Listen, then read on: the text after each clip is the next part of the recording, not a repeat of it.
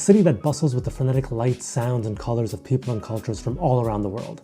Canada's most populous city that's home to some of the best culinary and entertainment experiences North America has to offer. A city that Hall of Fame NBA player Charles Barkley frequently touts as being his quote-unquote favorite city in the world, to the chagrin of his cohorts at Inside the NBA, who've grown tired of hearing the legendary power forward repeating the phrase for the past decade. And of course, a city that's home to the one and only Toronto Raptors, a team that doesn't just represent a city, but a country.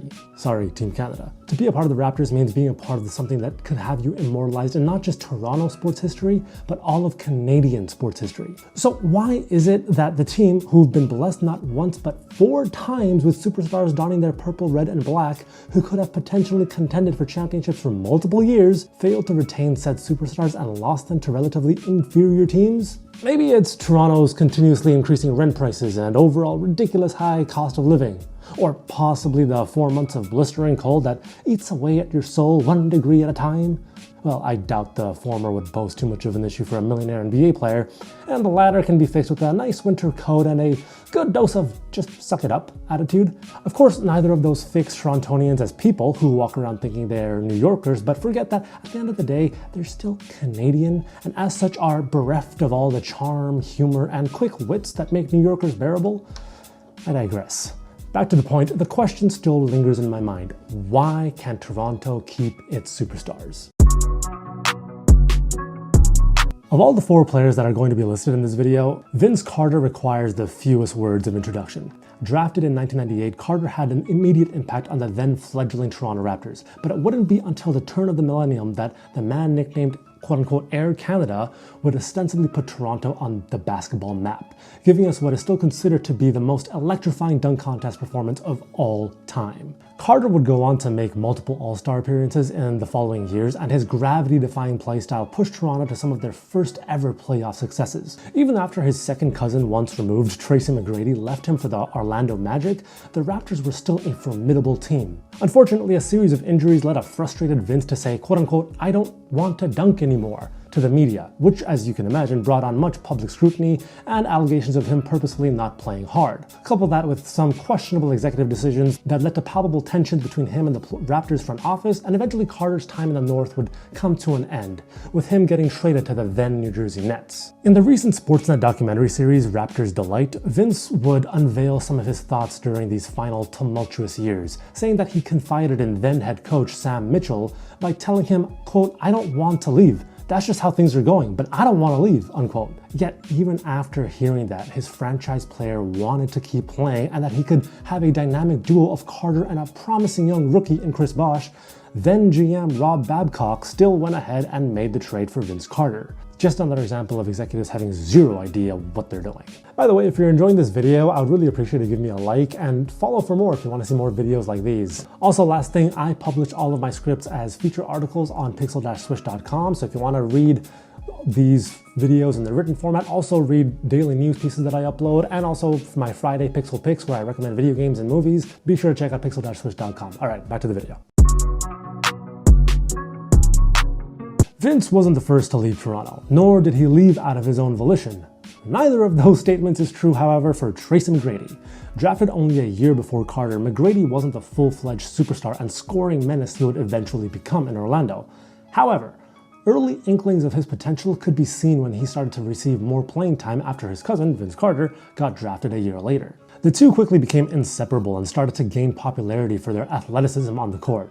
Unfortunately, McGrady's tenure with the Raptors would be short-lived, and Toronto could do nothing about it because they were fighting against the one thing few cities could contend with: a player's hometown. Quote, "Toronto had no chance, bro," McGrady said in the second episode of Raptors Delight when retelling the story of him being a free agent and having the opportunity to make a dream of playing in his hometown of Orlando come true. Didn't matter that the Raptors were offering him a max contract, irrespective of him only averaging around 10 points a game the season prior. That's simply not something you can win against. It's unfortunate because, as Kobe Bryant said in an issue of Slam magazine, quote, "He gave up playing in Toronto, which I think if he would have stayed in Toronto, we would have probably played them in the finals the last 2 years." I mean, you're talking about McGrady and Vince. Those two can hoop, man. They'd definitely be a championship contending team, unquote.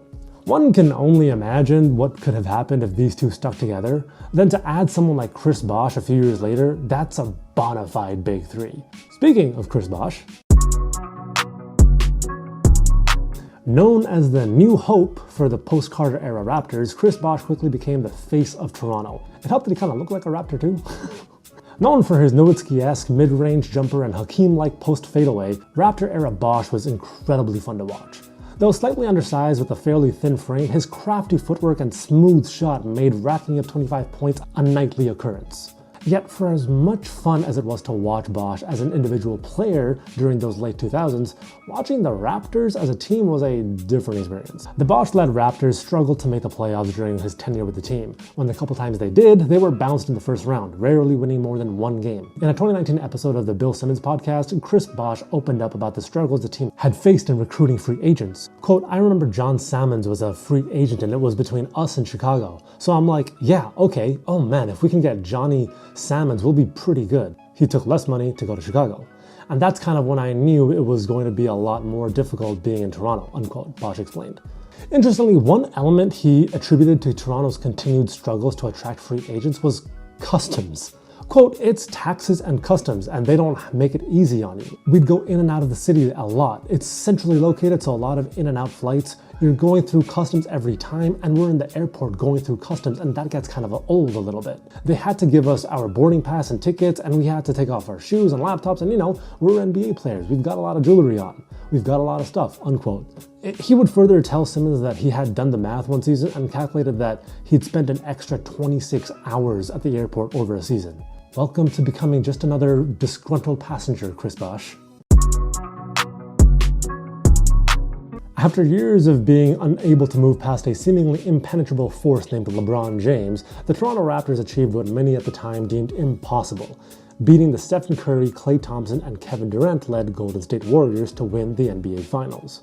A feat made possible with the help of a monosyllabic small forward by the name of Kawhi Leonard.